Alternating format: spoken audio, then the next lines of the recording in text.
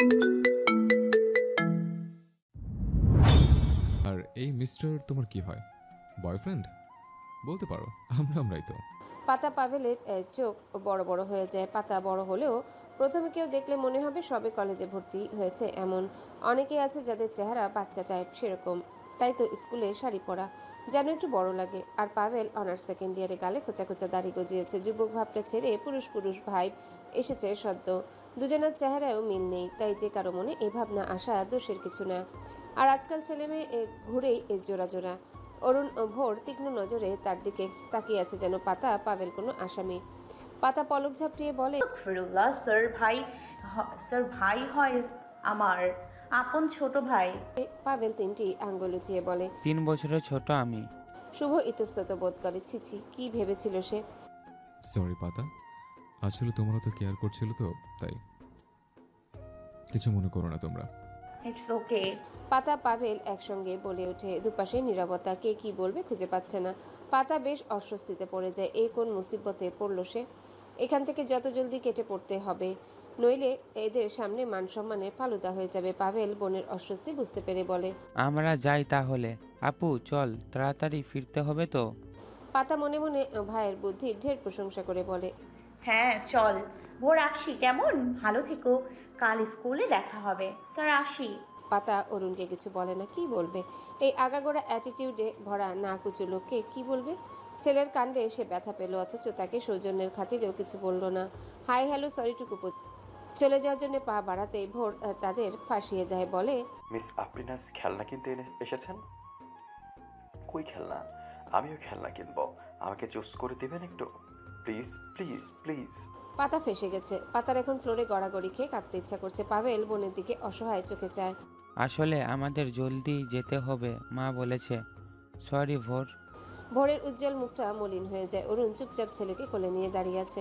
শুভ ভোরের মলিন মুখ দেখে বলে, আরে পাতা, বেশি সময় লাগবে না খেলনা আরে পাতা, বেশি সময় লাগবে না তো খেলনা চুজ করতে। করে দাও তো, নইলে ভোর মুখ ফুলে থাকবে সারাক্ষণ।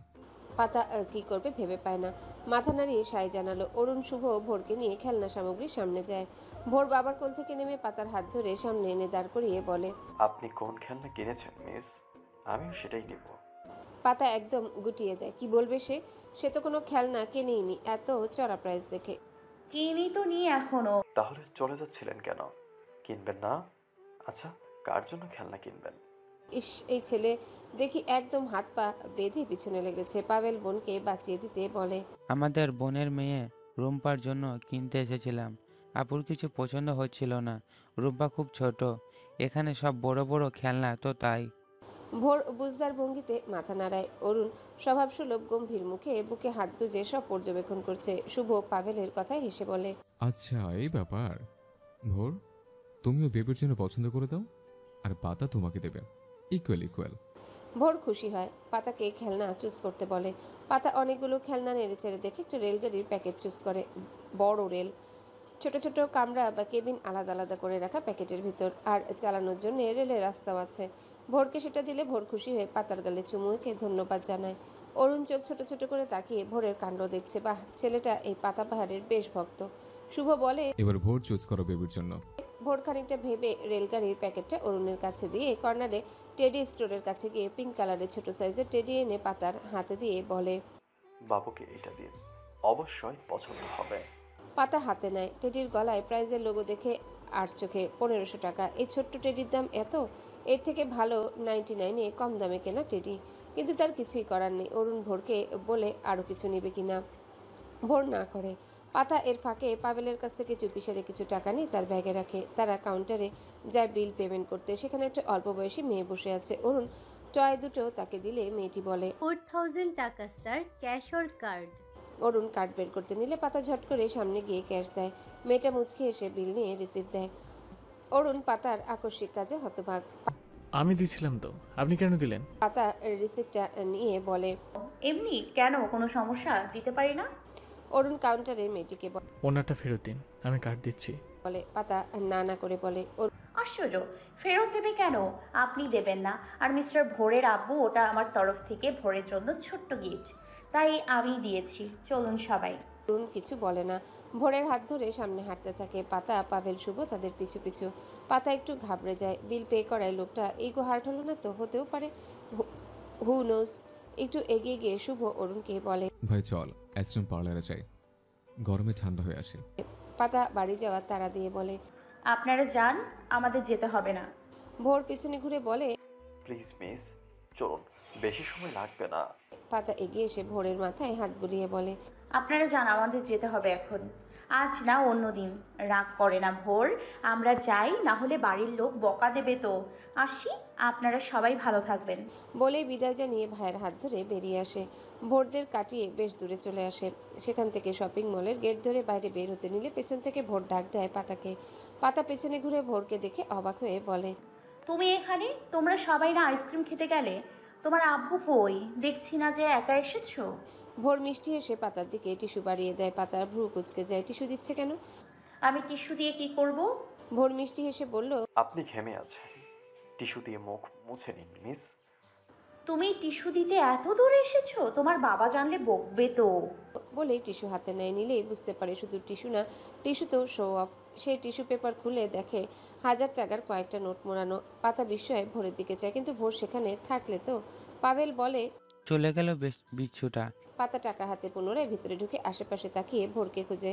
সে জানে ভোর আশেপাশেই আছে, আর মিস্টার অরুণ সরকারও ছেলের হাতে টাকা পাঠিয়েছে। ছেলেকে নিশ্চয়ই একা ছাড়েনি। আশেপাশে অনেক মানুষের আনাগোনা। বিকেল হওয়ায় ভিড়টা একটু বেশি। ভোর, ভোর। কয়েকবার ডাক দেয় পাতা, ভোরের সাড়া পায় না। আশেপাশে সকলে তার দিকে চেয়ে। পাতা শান্ত হয়ে দাঁড়ায়। লোকটা এভাবে অপমান করলো। সে তো বলল তার তরফ থেকে ভোরের জন্য উপহার। তারপরও পাতা তাদের মতো উচ্চবিত্ত নয় বলে কি উপহার নেওয়া যাবে না? ইগো হার্ট হয় তাদের। পাতা টাকাগুলো মুচড়ে ধরে। নতুন কচকচে নোট হয়, মরমর করে ওঠে। পাভেল পাতার কাঁধে হাত রাখে। কি হয়েছে আপু? পাতা হেসে বলে, কি হবে? বড়লোক, প্রভাবশালী, অহংকারী না কিছু লোকের ইগো হার্ট হয়েছে। বাচ্চাটা ভালোবেসে খেলনা চুজ করে দিতে বলেছে আমাকে, সেখানে বিল ওর বাবাকে কি করে দিতে দিতাম? পাভেল বোনের কাজ জড়িয়ে বলে, বাদ দে তো, তুই তো দিয়েছিলি, তারা ফেরত দিয়েছে, সেখানে তোর কিছু করার নেই। বউলোক হলে কি হবে? মনটা ছোটই, মন খারাপ করিস না, বাড়ি চল। অরুণ, কাজটা একদম ঠিক করিস নে। কোনটা? শুভ শান্ত চোখে তাকায় অরুণের দিকে। অরুণ ভাবলেশীন। তারা এখন আইসক্রিম পার্লারে বসে আছে। ভোর আইসক্রিম খাচ্ছে আপন মনে। খেলনা তার কোলে, সেটা দেখছে আর মুচকি মুচকি হাসছে। এদিকে মনোযোগ নেই। অরুণ একটু পরপর ছেলের গালে টি শার্টে লেগে থাকা আইসক্রিম মুছে দিচ্ছে টিস্যু দিয়ে। শুভ ক্ষেপে আছে পাতাকে টাকা ফিরিয়ে দেয়। সে দাঁত কটমট করে বলে, একদম ঢং করবি না। মেয়েটা বিল পে করেছিল, তো কি হয়েছিল? এগো তো লেগেছে। অরুণ ভোরের আইসক্রিমের বাটি থেকে এক চামচ আইসক্রিম মুখে পুরে নিল।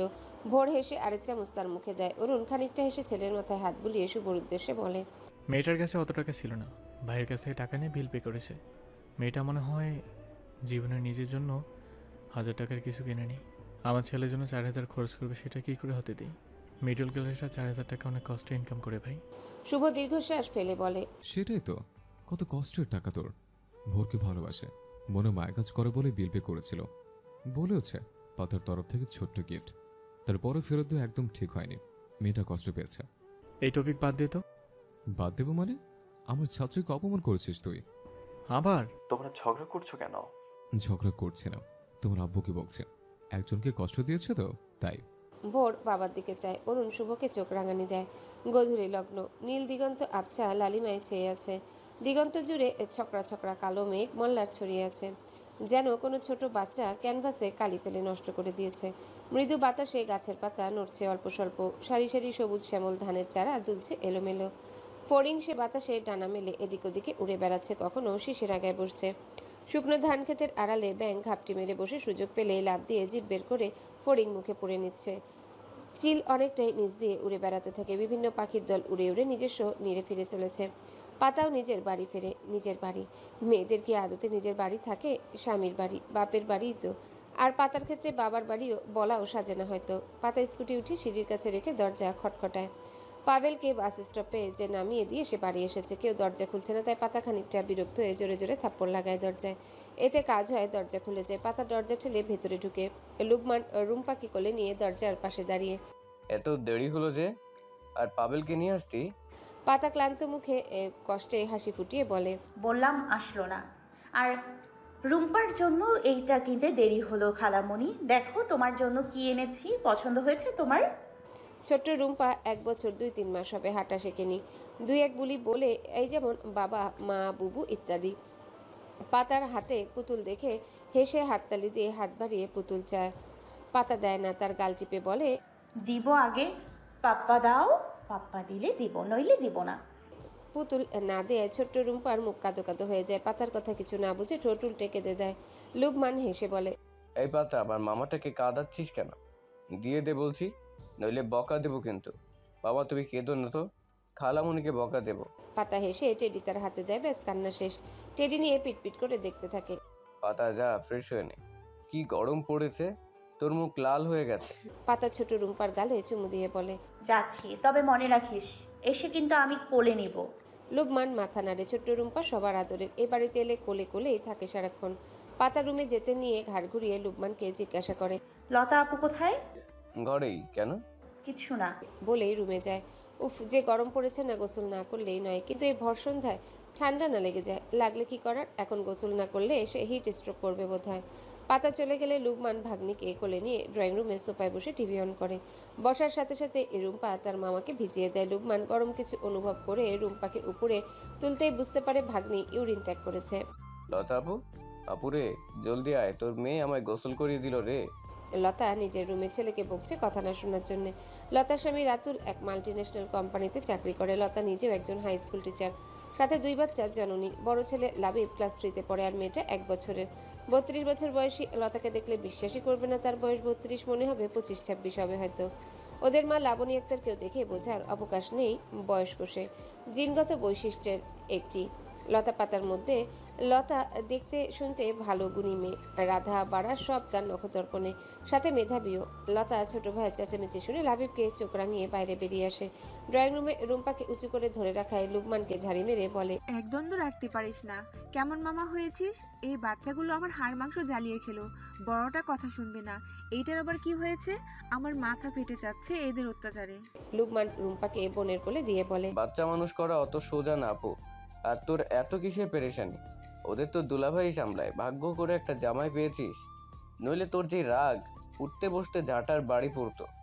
লতা মেয়েকে কোলে নিয়ে রেগে বলে, হ্যাঁ হ্যাঁ, উনিই তো সামলায়, আর আমি ঢ্যাঙের উপর ঠ্যাং তুলে বসে থাকি, তাই না? রান্না বান্না তো ভূতে এসে করে দিয়ে যায়। লুবমান নিরাপত্তা বজায় রেখে দূরে গিয়ে বলে, মজা করছি তো, রাগিস কেন?